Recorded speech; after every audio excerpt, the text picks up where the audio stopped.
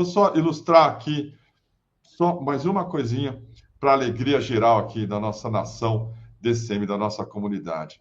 Acabou de sair a pesquisa Atlas Intel, tá? Lula, primeiro turno, cenário 1, 48,5. Tarcísio, 33.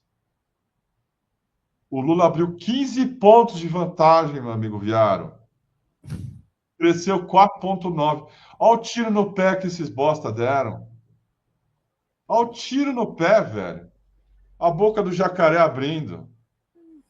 Queimaram o Tarcísio, queimaram qualquer alternativa, porque o que interessa é tirar o pai da cadeia. O Eduardo, né, um século de raiva, de ódio, de vingança e tal. Olha o que ele está colhendo aqui. O Lula disparado. Claro. Por quê? Quem quer voltar a ser colando de novo, porra?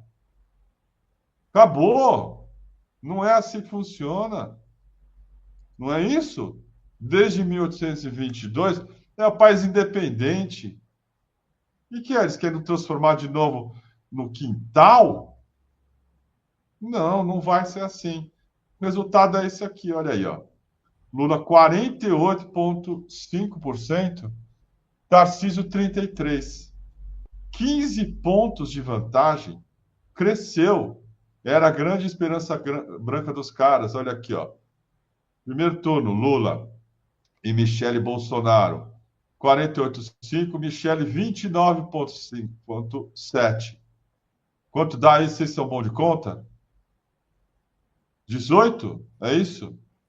18. Vai, Maraci! Maraci, você não é bom de conta, caralho? 18, ó. 18 pontos de vantagem. Tá 18 bom? pontos de vantagem. Aí, É ó, isso em aí. cima do laço. É isso aí. Isso aqui os caras esperavam ter como resultado.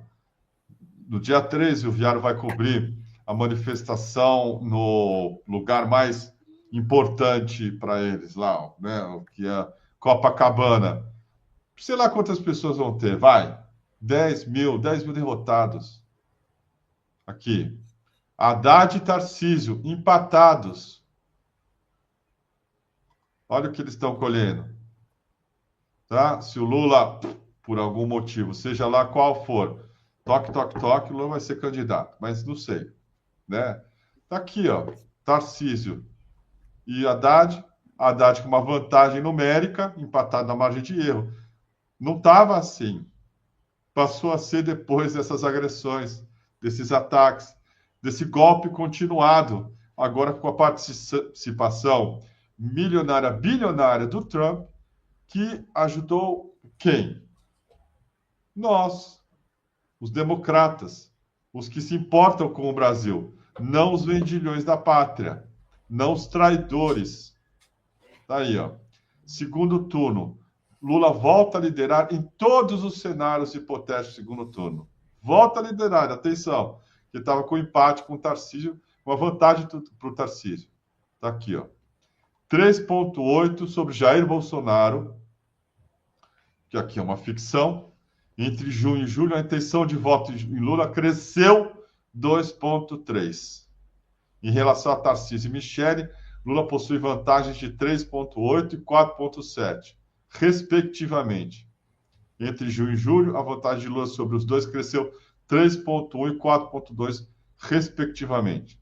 Contra outros potenciais candidatos da direita, que o Bolsonaro não deixa crescer, e porque são covardes também, são cachorrinhos que abanam o rabo para o bolsonarismo. Aquele vagabundo do Zema estava ontem elogiando também as sanções, elogiando a Lei Magnitsky, que é um imbecil completo, mas também, o que você vai fazer?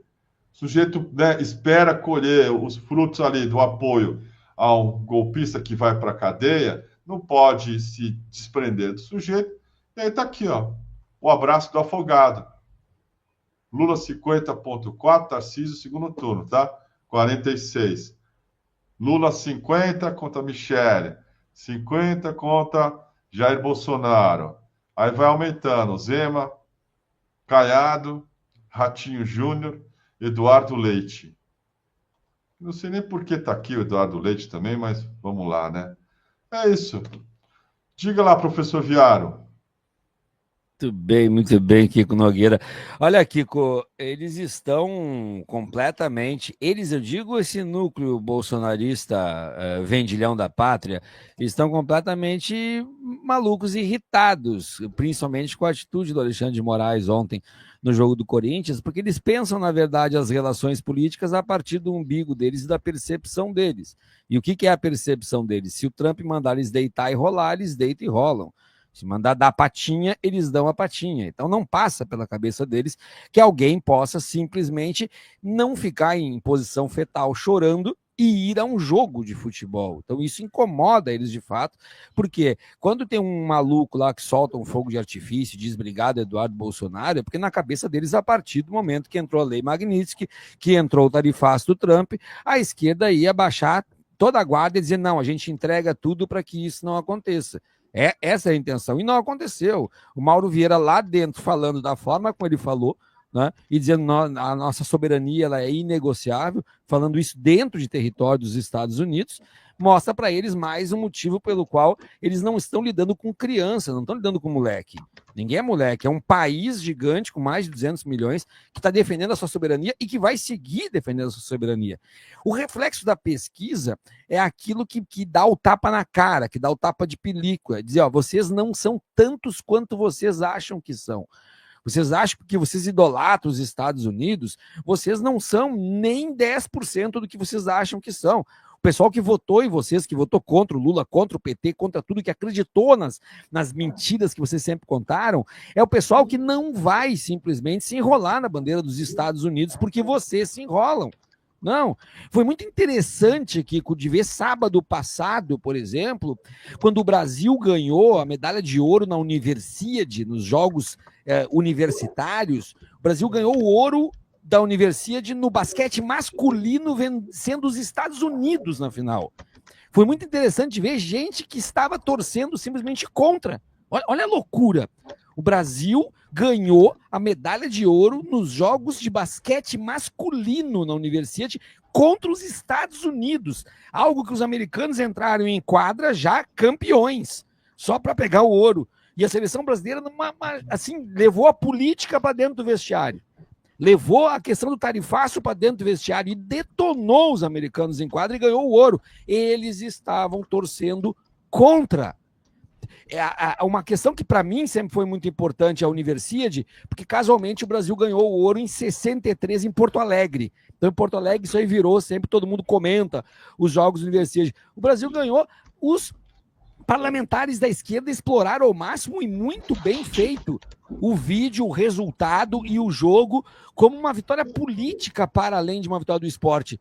E nós tínhamos uma parcela de débios mentais, me perdoem a patrulha do politicamente correto, mas são débios mentais, que estavam torcendo contra o país e que torcem contra o país em todas as instâncias, em todos os momentos. Não deu certo, não vai dar certo. É evidente que, por outro lado, a gente não pode deixar de admitir que é uma afronta e que é um prejuízo econômico, sim, sobretudo na questão do gado, na questão do pescado também, que está dentro desse tarifaço, mas que o Brasil não vai deixar de viver por causa disso, muito pelo contrário. Vai responder do jeito que está respondendo, e o reflexo da pesquisa talvez seja a maior dor de cabeça deles. O Eduardo Bolsonaro, na verdade, está preocupado só com ele e com o pai dele. O Eduardo Bolsonaro não está preocupado com absolutamente nada. Eu sinto muito dizer que eu não sei se dá para dizer com certeza de que ele vai abraçar o pai dele ainda vivo, porque para isso ele vai ter que vir para o Brasil, e eu acho que ele não está nem um pouco interessado em vir ao Brasil. Eu queria aproveitar e colocar aqui, Kiko, uma manifestação que eu acho que é muito importante, do Randolfo Rodrigues, ontem à noite, tá? Randolfo Rodrigues trazendo essa questão simbólica do Corinthians, que embora eu seja colorado e esteja com cabeça quente porque perdi para o Fluminense ontem, o Corinthians é o Corinthians, sobretudo quando se fala em democracia. E o Randolfo, que é um flamenguista fanático, que sempre coloca postagem do Flamengo, ele postou isso aqui ontem. Porque eu sou flamenguista, muito flamenguista. Mas hoje eu fiz questão de usar essa a primeira ao ministro Alexandre de Moraes, que ainda por cima é pé quente. Foi lá ao derby assistir o Corinthians e Palmeiras e ainda saiu com a vitória do Corinthians. Ao ministro Alexandre e a sua coragem. E não é à toa que essa camisa do Corinthians, que eu usei hoje, é a número 8 da democracia corintiana, usada pelo Dr. Sócrates, para dizer também que democracia é sempre. E para acabar mesmo, terminar esse dia de hoje, vai aqui uma outra camisa para vestir amanhã, com um recado que vale para o nosso país, para todo mundo e, sobretudo, para aqueles que são lesa pátria. Brava gente brasileira, longe vai, temor servir, ou ficar a pátria livre, ou morrer pelo Brasil. Brasil sempre dos brasileiros e das brasileiras. Olha só. Aí a manifestação do Randolfo Rodrigues, e tem mais um complemento que é importante colocar, que ele fez daí na outra rede, na rede X, que foi no estacionamento, ele fez essa postagem aqui.